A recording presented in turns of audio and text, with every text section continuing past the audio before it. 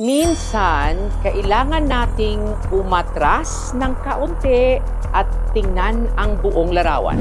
Since 2001, halos 3 dekada na, pangalan ni Senator Jinggoy Estrada ang paulit-ulit nating naririnig sa mga kasong plunder, graft at corruption. Sa mata ng publiko, parang paulit-ulit na lang siyang akusado. Pero ang tanong, ano ba talaga ang naging desisyon ng mga korte?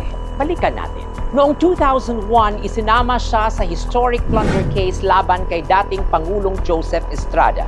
Ilang taon ang lumipas, mahabang paglilitis, daan-daang exhibits, dose-dosenang testigo. At noong 2007, inaabsuelto si Jinggoy Estrada ng Sandigan Bayan. Hindi dahil sa technicality, hindi dahil sa kakulangan ng pirma, kundi dahil hindi napatunayan ng prosecution ang kanyang guilt beyond reasonable doubt.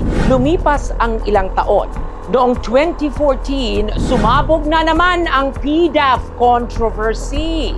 Muli, si Jinggoy ang isa sa mga unang inaresto. Mahigit 3 taon siyang nakakulong habang nililitis ang kaso. Tandaan natin ito, ang isang tao ay maaari talagang makulong habang nililitis kung non-bailable ang kaso. Hindi pa iyon ibig sabihin na guilty na siya. Pagdating ng 2024, matapos ang halos 1 dekadang paglilitis, inabsuelto rin siya sa kasong plunder. Totoo, nagkaroon ng initial conviction sa bribery counts. Pero nang suriin muli ng parehong Sandigan Bayan sa motion for reconsideration, binaligtad din ang mga iyon at pinawalang sala siya.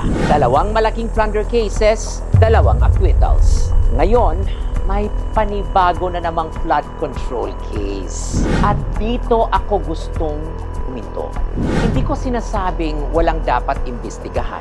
Hindi ko sinasabing bawal magsampa ng kaso kapag may ebidensya. In fact, public officials should always be held accountable. Pero ang accountability ay hindi pwedeng nakabase sa headline. Hindi rin pwedeng nakabase sa political popularity. At lalong hindi pwedeng nakabase sa assumption na kung dati nang naakusahan, malamang guilty na naman. Sa batas, bawat kaso ay tumatayo sa sarili nitong ebidensya. Kapansin-pansin din na sa tuwing may malaking political controversy sa bansa, parang si Jinggoy Estrada ang isa sa mga unang nagiging sentro ng usapan. Madaling pangalanan, madaling arestuhin, madaling ilagay sa headlines. Pero sa huli, ang tanong na paulit-ulit ding ibinabalik ng mga korte ay ito, sapat ba talaga ang ebidensya? At 2 beses na, ang sagot ng Sandigan Bayan sa plunder ay hindi. Hindi ito nangangahulugan na imposible siyang mahatulan sa kasalukuyang kaso.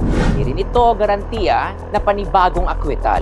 Ang flood control case ay hiwalay na kaso at dapat ding litisin batay sa sarili nitong mga ebidensya. Pero ang history ay mahalagang guro. Kapag paulit-ulit na ang isang tao ay dinadala sa pinakamabigat na kaso sa ating criminal justice system, tapos sa dulo ay hindi rin napapatunayan ang akusasyon, may karapatan din ang publiko na magtanong, nagkulang ba ang ebidensya? O masyado na ba nating ginagawang sandata ang kaso bago pa man magkaroon ng hatol? Sa isang constitutional democracy, hindi dapat ang akusasyon ay nagiging parusa. Dahil sa korte, hindi sapat ang hinala. Hindi sapat ang ingay. Hindi sapat ang politika. Ang batayan ay ebidensya. At hanggang hindi iyon napapatunayan ng lampas na makatwirang pagdududa o beyond reasonable doubt, ang bawat akusado, kasama si Senator Jinggoy Estrada, ay nananatiling inosente sa mata ng batas. Another day, another regal na magtiis POV. ng matinding dusa.